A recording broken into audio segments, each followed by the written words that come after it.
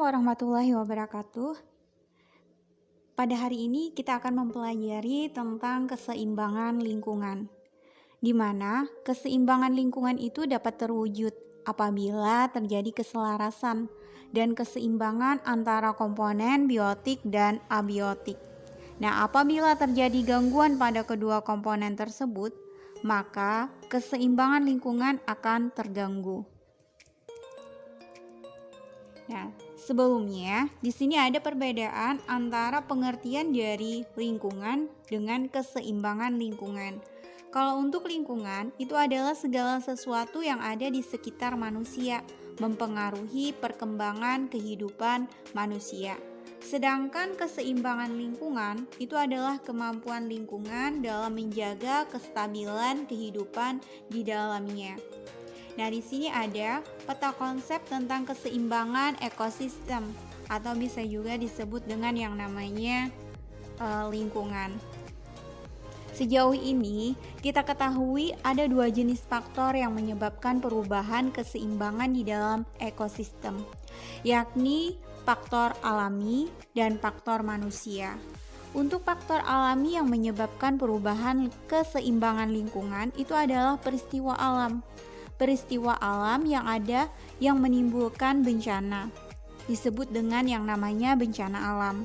Nah, bencana alam seperti letusan gunung berapi, banjir, tanah longsor, kebakaran hutan, badai, dan tsunami dapat mengakibatkan terputusnya rantai makanan. Dan bencana alam tersebut terjadi secara alami, tidak disebabkan oleh kegiatan manusia. Faktor lain penyebab perubahan keseimbangan ekosistem adalah faktor manusia yang melakukan berbagai kegiatan untuk memenuhi kebutuhan hidupnya. Terdapat beberapa kegiatan manusia secara langsung mempengaruhi keseimbangan ekosistem. Kegiatan tersebut antara lain kegiatan penambangan pepohonan di hutan dan pembakaran hutan, perburuan hewan hutan yang tidak terkendali, termasuk memperjualbelikan hewan langka dan dilindungi. Nah, kegiatan lain berupa pemakaian pupuk buatan yang berlebihan, kegiatan pembuangan sampah dan limbah secara sembarangan, serta beberapa kegiatan lainnya yang mencemari lingkungan. Nah, penebangan pepohonan di hutan jelas akan merusak ekosistem hutan dan menghilangkan fungsi tumbuhan sebagai penahan air dan penghasil oksigen. Dan pembakaran hutan berakibat terbunuhnya berbagai jenis organisme hutan yang mempunyai peran untuk mempertahankan keseimbangan ekosistem. Dengan demikian halnya dengan perburuan hewan hutan secara sembarangan serta penangkapan berbagai satwa langka dan dilindungi. Tindakan-tindakan ini berakibat pada terganggunya rantai makanan dan jaring-jaring makanan, serta punahnya beberapa jenis satwa. Kegiatan pertanian intensif yang menginginkan hasil panen dalam jumlah besar pada waktu yang singkat menyebabkan terjadinya pemakaian pupuk buatan yang berlebihan. Pada saat yang sama, pengendalian hama pun dilakukan dengan menggunakan zat-zat kimia berbahaya. Kedua kegiatan ini akan merusak tanah, tempat sumber makanan, dan tempat tinggal berbagai jenis organisme. Penggunaan insektisida buatan juga akan membunuh hewan-hewan selain hama, yang mempengaruhi keseimbangan ekosistem. Kegiatan lain manusia yang menimbulkan dampak sangat besar adalah kebiasaan membuang sampah dan limbah berbahaya secara sembarangan. Kegiatan ini akan menimbulkan pencemaran lingkungan yang bersifat fatal bagi komponen-komponen ekosistem yang ditinggal di dalamnya. Tidak hanya itu, berbagai jenis kegiatan manusia dapat menimbulkan pencemaran air, tanah, udara, bahkan bunyi. Semua menyebabkan terganggunya keseimbangan ekosistem. Nah, di sini ada daya dukung dari lingkungan. Nah, daya dukung lingkungan itu adalah kemampuan lingkungan mendukung kehidupan makhluk hidup di dalamnya. Nah, untuk penentu daya dukung Lingkungan hidup dilakukan dengan cara mengetahui kapasitas lingkungan alam dan sumber daya untuk mendukung kegiatan manusia ataupun penduduk yang menggunakan ruang bagi kelangsungan hidup. Besarnya kapasitas tersebut di suatu tempat dipengaruhi oleh keadaan dan karakteristik sumber daya yang ada di hamparan luas ruang yang bersangkutan. Kapasitas lingkungan hidup dan sumber daya akan menjadi faktor pembatas dalam penentuan pemanfaatan ruang yang sesuai. Nah, daya dukung lingkungan hidup itu terbagi menjadi dua komponen, yaitu kapasitas penyedia dan kapasitas tampung limbah. Dalam pedoman ini daya dukung lingkungan itu terbatas pada kapasitas penyediaan sumber daya alam, terutama yang berkaitan dengan lahan, serta ketersediaan dan kebutuhan akan lahan air dalam suatu wilayah. Dengan demikian, lingkungan dapat menanggulangi beberapa perubahan secara perubahan tersebut masih dalam daya dukung dan daya lenting. Nah, di sini daya lenting lingkungan itu adalah kemampuan lingkungan untuk pulih kembali pada keadaan seimbang jika mengalami perubahan ataupun gangguan. Nah, keseimbangan lingkungan itu dapat rusak, artinya lingkungan dapat tidak seimbang jika terjadi perubahan yang melebihi daya dukung dan daya lentingnya. Perubahan lingkungan dapat terjadi karena alam maupun aktivitas manusia.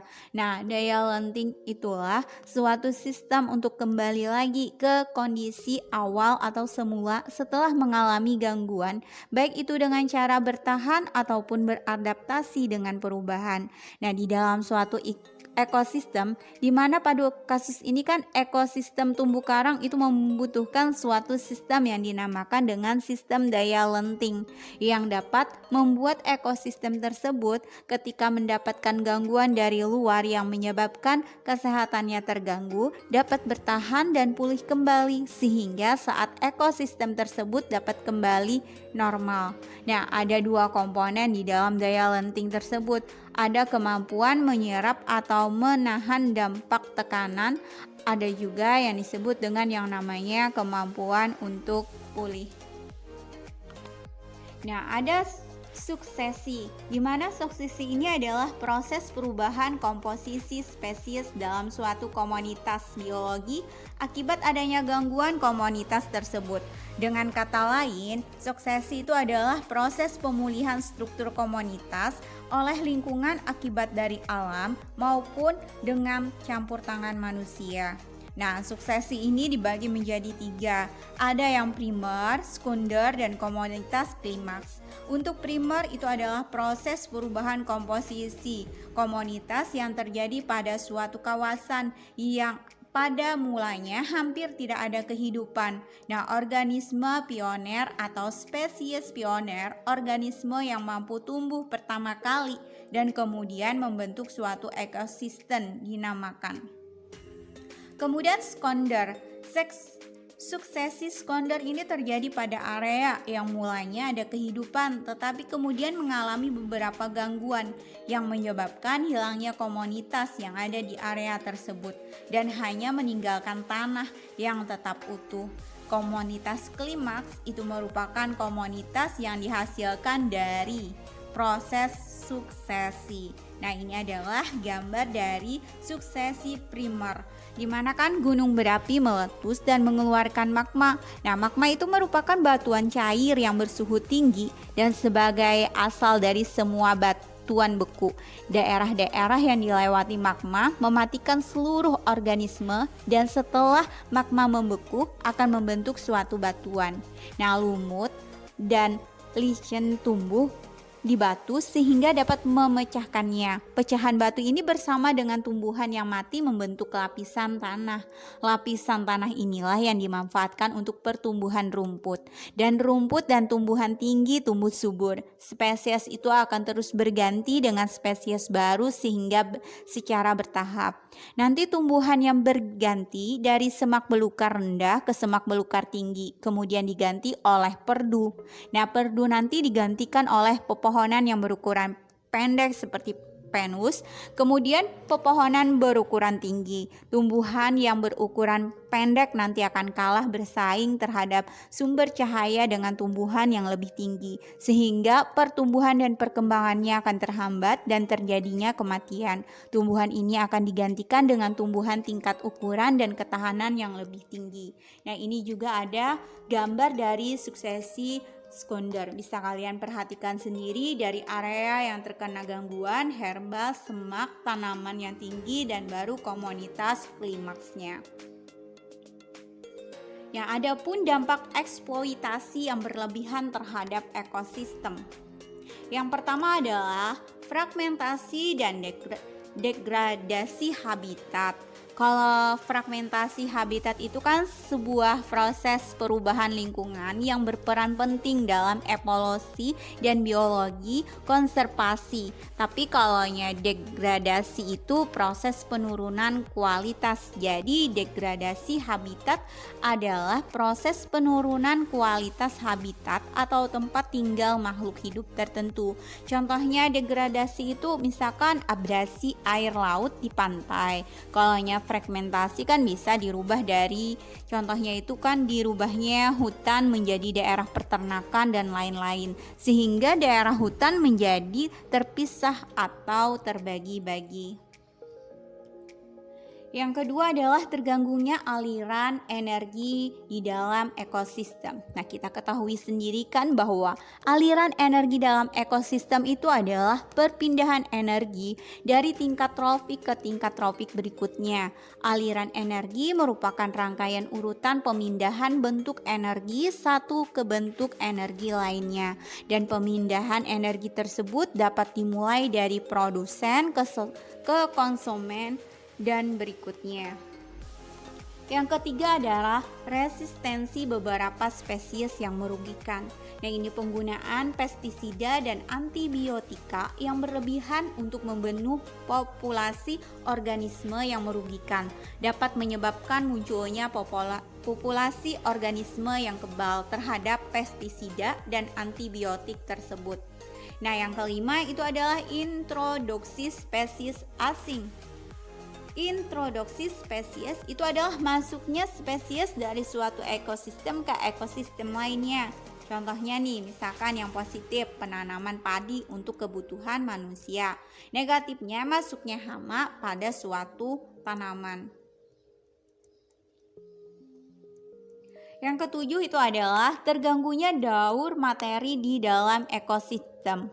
Nah, seiring dengan peningkatan jumlah penduduk, kan aktivitasnya pun juga meningkat. Hal ini berakibat terhadap daur biokimia. Contohnya aja pembakaran oleh manusia. Aktivitas penggunaan bahan bakar yang berlebihan nanti akan menghasilkan gas karbon dioksida dalam jumlah besar, sehingga terjadilah pemanasan global. Nah, akibat terganggunya daur materi di dalam ekosistem itu bisa yang pertama yakni daur karbon itu terganggu karena meningkatnya karbon dioksida karena peningkatan aktivitas manusia, sehingga meningkat pula unsur karbon dioksidnya dalam atmosfer. Hal tersebut nanti akan mempengaruhi daur karbon. Nah, yang kedua itu adalah daur hidrologi, karena proses transpirasi terganggu akibat jumlah tumbuhan yang sangat sedikit. Kemudian yang ketiga adalah daur oksigen, karena semakin sedikitnya jumlah tumbuhan, maka akan mempengaruhi jumlah oksigen yang dihasilkan oleh proses fotosintesis. Kemudian yang keempat itu adalah daur fosfor, mengakibatkan kehidupan di ekosistem air itu terganggu karena oksigen yang masuk ke perairan itu akan berkurang. Nah, di sini ada dampak eksploitasi berlebihan terhadap lingkungan, yakni ekosistem darat itu adalah wilayah yang berdominasikan oleh daratan dan hutan. Nah, contohnya aja kan misalkan itu yang mencakup seluruh bioma yang terdapat di daratan, bioma yang ada di seluruh belahan bumi, yaitu misalkan aja hutan, kemudian padang rumput, taiga, tundra, gurun, dan sebagainya. Nah, eksploitasi berlebihan pada ekosistem darat sebagian besar itu terjadi karena pada ekosistem hutan. Ekosistem hutan, khususnya ekosistem hutan tropis, itu memiliki keanekaragaman organisme yang tinggi.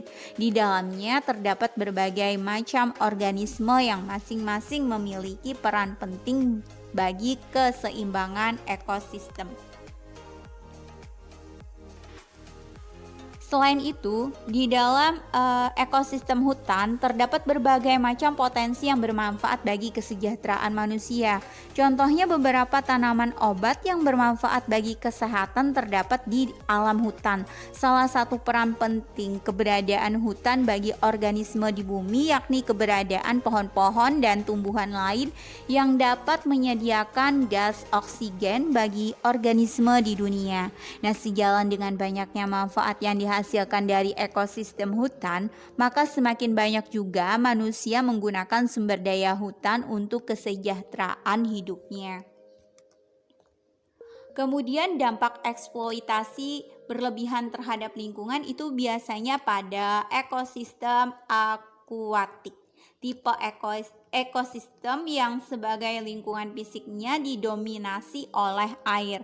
Jadi kan tidak hanya ekosistem darat yang dapat mengalami eksploitasi berlebihan, ekosistem akuatik seperti laut, sungai, danau, dan perairan lainnya juga mengalami hal yang serupa. Eksploitasi sumber daya akuatik itu dapat berupa penangkapan organisme laut secara berlebihan. Ya, penangkapan organisme laut seperti ikan, konsumsi maupun ikan hias dan pengambilan terumbu karang karena kan dapat menyebabkan terganggunya keseimbangan lingkungan di ekosistem laut. Nah, organisme yang beragam hidup di terumbu karang. Namun terumbu karang demikian rapuh terhadap kerusakan karena pertumbuhannya lambat, mudah terganggu, dan hanya hidup pada perairan yang dangkal, hangat, dan bersih. Dan kita ketahui aja kan bahwa terumbu karang itu hanya dapat hidup pada perairan yang suhunya sekitar dari 18 sampai 30 derajat Celcius. Nah, kenaikan suhu sebesar 1 derajat Celcius dari batas maksimum itu akan menyebabkan kerusakan terumbu karang. Rusaknya terumbu karang nanti akan menyebabkan hilangnya tempat tinggal bagi organisme yang ada pada ekosistem terumbu karang. Adapun upaya untuk menjaga kelestarian keseimbangan lingkungan. Yang pertama itu adalah di lingkungan rumah. Di lingkungan rumah di sini ada 3 ya. Yang pertama menghemat penggunaan air atau bisa menggunakan air seperlunya lah. Artinya air itu sangat penting bagi kehidupan makhluk hidup. Agar pasokan air itu dapat terus mengalir, maka gunakanlah seperlunya saja. Kemudian menghemat penggunaan kertas. Iya, kertas itu kan dibuat dari serat pepohonan. Karena itu gunakan kertas seperlunya dan seefektif mungkin. Anda juga dapat menggunakan kertas daur ulang sehingga dapat mengurangi sampah kertas. Yang selanjutnya itu ada mengurangi penggunaan bahan kimia pencemar lingkungan. Iya, seperti halnya kan deterjen dan plastik menjadi penyumbang terbesar yang dapat merusak lingkungan. Bahan-bahan kimia yang terkandung di dalamnya itu sangatlah berbahaya dan sangat sulit diuraikan. Mulai saat inilah gunakan deterjen yang ramah lingkungan dan kantong belanja yang dapat digunakan berkali-kali. Kemudian ada juga menggunakan listrik seperlunya. Juga merupakan salah satu untuk menjaga kelestarian lingkungan adalah menggunakan listrik dengan seperlunya. Anda kan dapat menggunakan lampu tel atau lampu LED yang berdaya rendah dan mematikan listrik pada siang hari atau saat tidak digunakan. Kemudian bisa juga menghemat bahan bakar nih. Hasil pembakaran dari bahan bakar itu juga dapat merusak lingkungan loh. Saat ini mulailah untuk menghemat bahan bakar dengan bersepeda, jalan kaki, menggunakan kendaraan umum.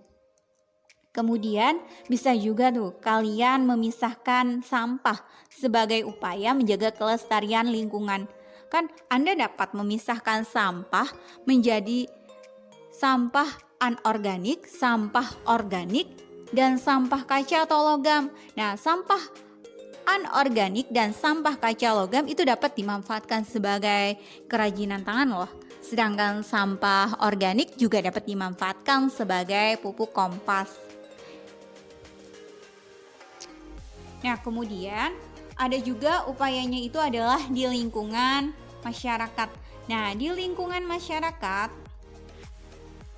contohnya aja itu adalah melakukan reboisasi, di mana kan kondisi hutan saat ini memang sudah sangat memprihatinkan akibat banyaknya penebangan pohon secara liar dan praktik illegal logging.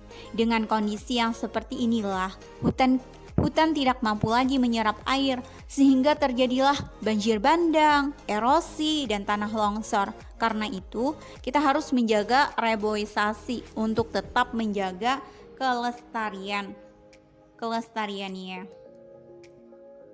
Misalkan nih, menjaga kelestarian hutan. Hutan itu kan memiliki peran penting bagi kehidupan karena menjadi paru-parunya dunia yang dapat menghasilkan oksigen dan menyerap karbon dioksida, daerah resapan air terbesar sehingga dapat mencegah banjir, bandang, erosi, dan tanah longsor, serta tempat tinggal aneka flora dan fauna. Sebagai upaya untuk menjaga kelestarian hutan, kita dapat menanam 1.000.000 pohon, tidak membuka lahan dengan membakar hutan, tidak melakukan penebangan pohon secara liar, dan melaporkan pada pihak berwajib jika mengetahui adanya praktek illegal logging. Nah, kemudian bisa juga melakukan AMDAL. Sebelum membangun sesuatu kan seperti gedung atau jalanan, itu pihak-pihak yang terlibat di dalamnya harus melakukan AMDAL, analisis mengenai dampak lingkungan. Hal ini sangat dilakukan agar pembangunan tersebut tidak merusak kelestarian hidup dan mencari solusi atas konsekuensi yang akan dihadapi. Kemudian bisa juga kalian tuh melakukan bercocok tanam dengan bijak, karena kan dapat meningkatkan hasil panen. Untuk memberantas hama tanaman, kita dapat menggunakan musuh alami sebagai upaya mengurangi penggunaan pestisida yang mengandung bahan-bahan kimia berbahaya. Kita juga dapat merotasi tanaman sebagai upaya menjaga keseimbangan ekosistem. Kemudian upaya lainnya lagi kalau di masyarakat itu menggunakan pupuk dalam negeri. Karena kan dapat mengurangi jumlah barang-barang impor yang mungkin saja mengandung bahan-bahan yang berbahaya yang dapat merusak lingkungan. Selain itu juga menggunakan produk dalam negeri juga dapat meningkatkan kesejahteraan masyarakat Indonesia. Yang terakhir yakni itu menjaga flora dan fauna yang langka. Nah, dengan menjaga kelestarian hutan dan tidak melakukan pemburuan liar, kita sudah turut menjaga flora dan fauna yang langka. Dengan begitu, keseimbangan ekosistem juga tetap terjaga. Nah, di sini ada tabel tentang lingkungan. Kan lingkungan ada udara, air, tanah, hewan, dan tumbuhan. Nah, nanti ada ketidakseimbangan lingkungan. Kalau di udara kan terjadi pencemaran udara nih. Kalau di air terjadi musim kemarau, banjir, pencemaran air. Kalau tanah, menurunnya kesuburan tanah atau bisa juga terjadi longsor. Tapi kalau pada lingkungan hewan dan tumbuhan itu biasanya terjadinya kepunahan. Nah, tuh di sana juga ada di tabel sana itu kan upaya pencegahannya bagaimana kalau di lingkungan udara, yakni penghijauan, mengurangi gas emisi, reboisasi. Kalau untuk lingkungan air berarti pembuatan sumur, resapan, penanaman pohon di bantara sungai, pengurangan pembuangan limbah ke sungai. Kemudian bisa juga pada lingkungan tanah, berarti upayanya adalah proses sengkedan, rotasi tanaman, pemupukan yang teratur. Kalau untuk lingkungan hewan dan tumbuhan itu biasanya perlindungan in situ dan ex situ. Nah, di sana juga sudah ada keterangannya. Bisa kalian perhatikan sendiri tabelnya. Ya, demikianlah materi hari ini. Sekian dan terima kasih.